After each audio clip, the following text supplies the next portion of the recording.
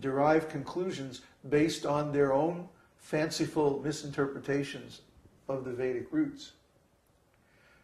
But let's say even you can't do that. Then what do? Try to be self-situated. Be self-situated and give up the results of your activities. In other words, be a charitable person, be an ordinary religious person, be a good person in the worldly sense. And give up the results of your activities in service to humanity or to your community or to your church or something like that. And Krishna doesn't go any farther than that. But we know that there are a lot of people who aren't even on that platform. So basically, if you are not at least on the platform of an ordinary religious person, you're outside the scope of Vedic culture. If you're a rascal, if you're performing sinful activities, there's no scope for you in the Vedic civilization. Yeah. So it's animal life. It is. It's animal life. It's non-human life. Because human life means in relation with God. When we're in relation with God in a positive way, we're in human life. If we're in relationship with God in an unconscious way or in a negative way, that's below human life, animal life. Yeah. So every day we hear the dogs barking and fighting and like that. And this is going on in the human form also. Unregulated, just, fighting, mating, eating, sleeping. These are the animal activities. If there's no relationship with God, or if there's no purpose of achieving or serving God, it's just animal life. It has no significance beyond that. It's all temporary. It's all mundane.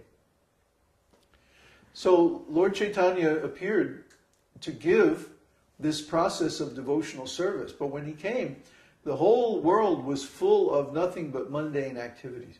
Even Navadvip, with all his great scholars, most of them were impersonalists. They were following Shankaracharya. Shankaracharya made up an interpretation of the Vedas that was totally against the actual conclusion of the Vedas. He said that Vyasadeva made a mistake. Can you imagine? Having our Sunday bark fest. The animals are going at it. But when we go beyond animal life to human life, then we accept the authority of the Vedas.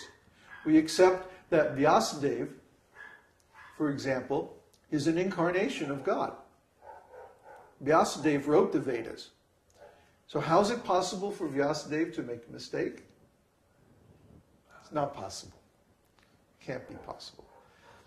So even though Shankaracharya did a great service by restoring the Vedas as the center of religious discourse in India and kicking out Buddhist culture from India, still his idea or his interpretation of the Vedas was not correct.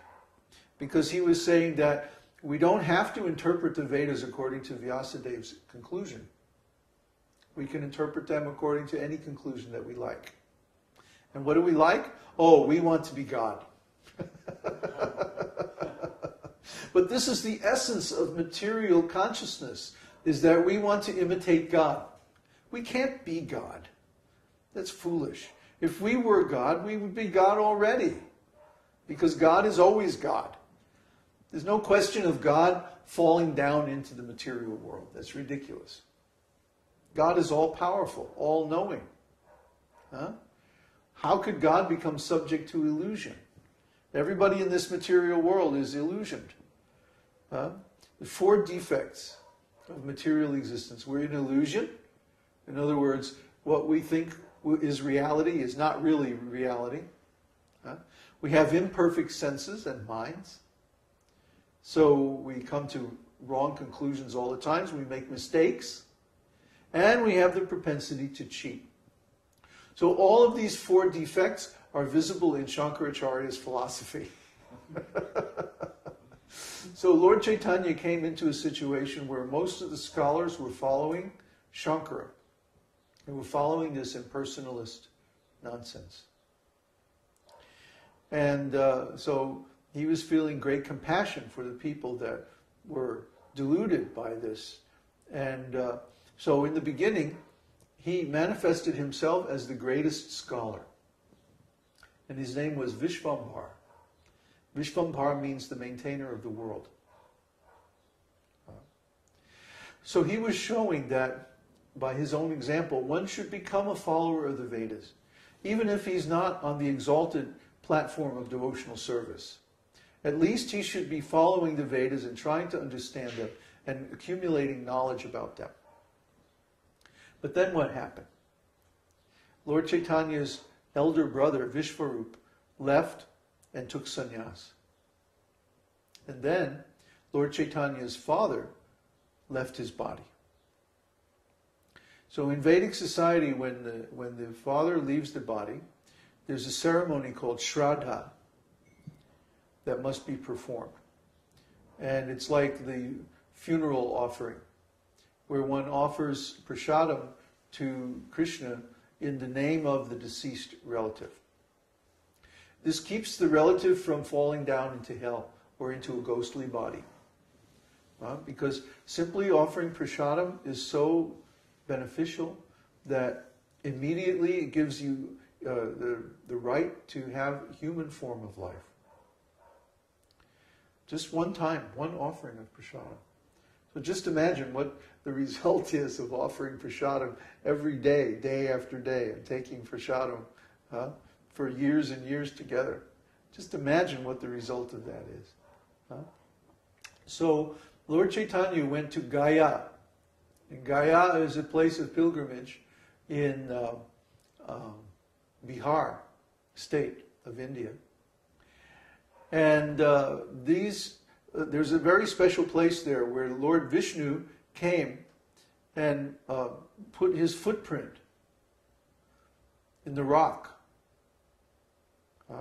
When the Lord appeared as Vamanadev, he pressed his foot into this rock. And the footprint is still there today. You can go see it today. It's still there. And every day they're offering, tons of offerings to the lotus feet of Vishnu at this place, Gaya. And there are many famous ghats there, bathing places.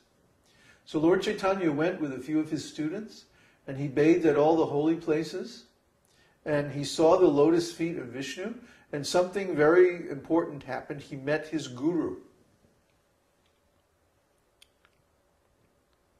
The guru is considered the lotus feet of Vishnu. Because the guru is the one who introduces you to Krishna. It's just like when you, in Vedic society, when you want to get married, you don't go directly to some girl and say, hi, you want a date? That's not acceptable. Sorry. What to speak of living together or any of that. It's very sinful. Because it automatically results in illicit sex life. And the product of illicit sex life is Varna Shankara, or unwanted children. It means children that have demoniac qualities. Because they're born out of passion. Passion and ignorance. Usually people are intoxicated and then they have sex life, and then so the conception of the child is in the mode of passion and ignorance. So in Vedic society, one always has a person who introduces the bride and groom, usually a family member. And the negotiation is carried out among the superior elder members of the family. And in that way, the brahmanas are consulted, and astrology and everything like that. So the Lord was already married at this time. And he went to Gaya to perform the funeral ceremony of his father. And then he met his guru, Ishwara Puri. Ishwara Puri. Ishwara Puri means the residence of Ishwara, the controller, the Supreme Lord. So you see how everything is perfect. The Guru is considered to be identical with the lotus feet of Vishnu. So when Lord Caitanya went to Gaya to see the lotus feet of Vishnu, then he met his Guru. At the very same moment that Lord Caitanya came into the temple to view the footprints of Vishnu, at that same instant, he met Ishwara Puri. And he immediately